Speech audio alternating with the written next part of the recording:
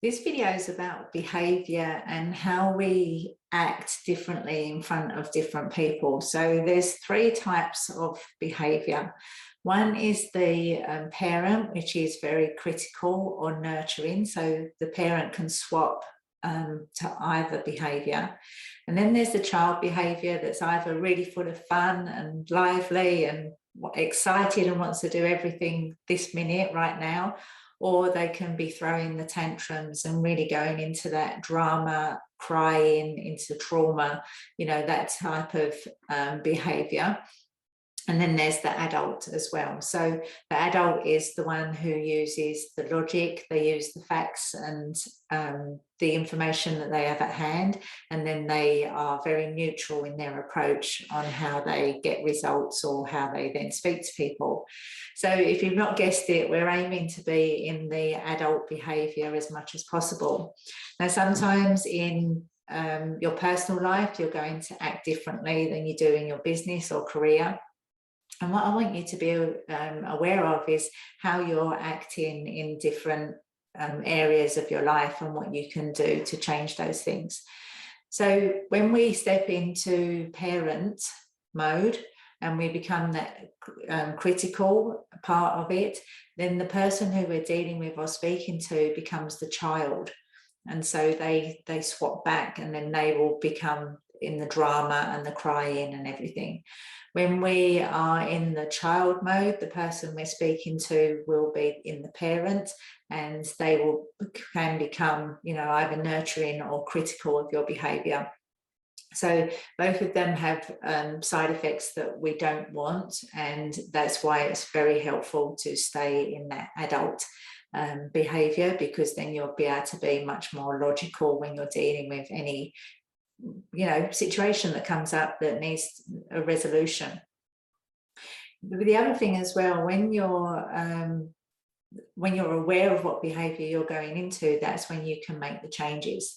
Now, when we start to make changes in our life, the feelings come up. So a whole elaborate world opens up with different feelings like frustration, anxiety, stress. There are so many that start to come up when we begin to make changes for ourselves. And what's happening when these feelings have come up, it's because they're based on past experiences.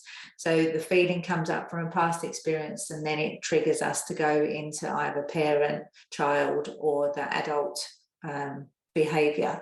So we really don't want to be paying too much attention to the feelings that are coming up when we're working on this, because we want to keep stepping back into that adult behaviour and seeing how we can be logical and how we can save that.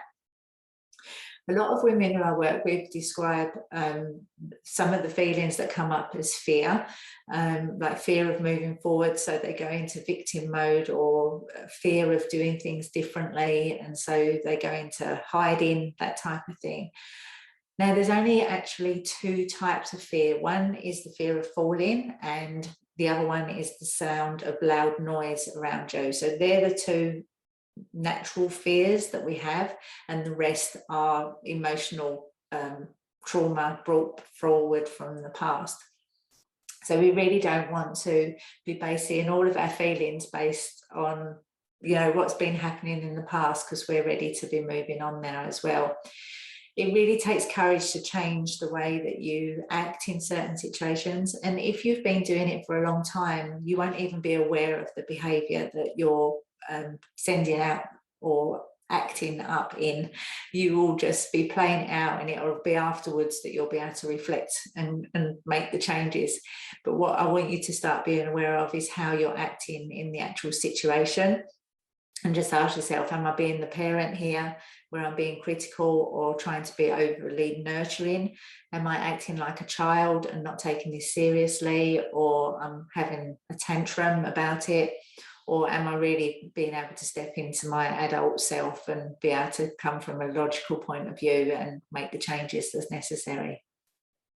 So there is quite a lot involved when you start doing this. And it takes practice, okay? So don't beat yourself up or give up if you don't do it right the first time.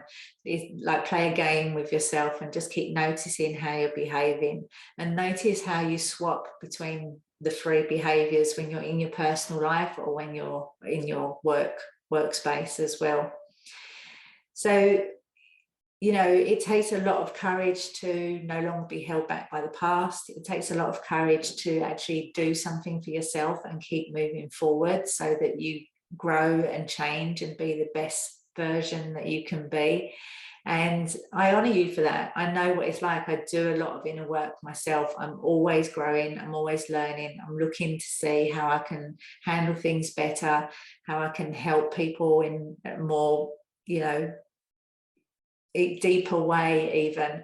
And so you will always be room for you to grow and to keep learning. And the thing is, when you step on the pathway to be learning, you are always going to get experiences come for you so that you get to practice.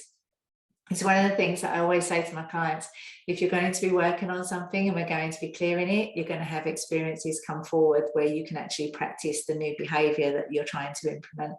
So I had a couple of experiences even just last week where they thought that they'd actually dealt with something, and then an experience comes forward so that they can really practice and, you know, do some tweaks if needed so that they can really get clear on what they need to change and keep moving forward to be the best that they can be. So as always, I'm here to support you. Reach out to me in all the different ways that are available to you, and keep practicing what I'm sharing with you today, because this is where the change comes, and this is where it takes the courage to keep moving forward so that you can get the results that you need.